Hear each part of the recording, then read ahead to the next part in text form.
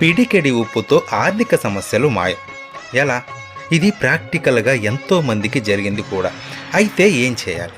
అంటే మనం ఎన్నోసార్లు తిరుమల వెళ్ళి ఉంటాం. వెంకటేశ్వర స్వామిని దర్శించుకొని ఉంటాం.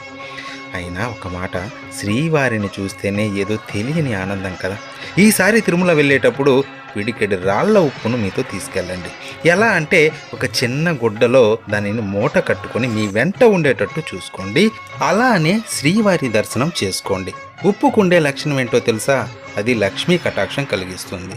లక్ష్మీదేవి సమేతంగా శ్రీవారి దర్శనం చేసుకునేటప్పుడు అక్కడ లక్ష్మి అనుగ్రహాన్ని గ్రహిస్తుంది. దానిని ఇంటికి వచ్చినప్పుడు మనం వాడుకునే ఉప్పుతో కలిపి వేయండి. దానినే మీ వంటల్లో కూడా వాడండి. అది ఎప్పటికీ ఖాళీ అవ్వదు. ఖాళీ అయ్యేటప్పుడు మళ్ళా మనం కొత్త ఉప్పును కలుపుతూ ఉంటాం కదా! ఇలా చేయడం ద్వారా మనకి ఆ వెంకటేశ్వరుడి అనుగ్రహంతో పాటు శ్రీ మహాలక్ష్మి కటాక్షం కూడా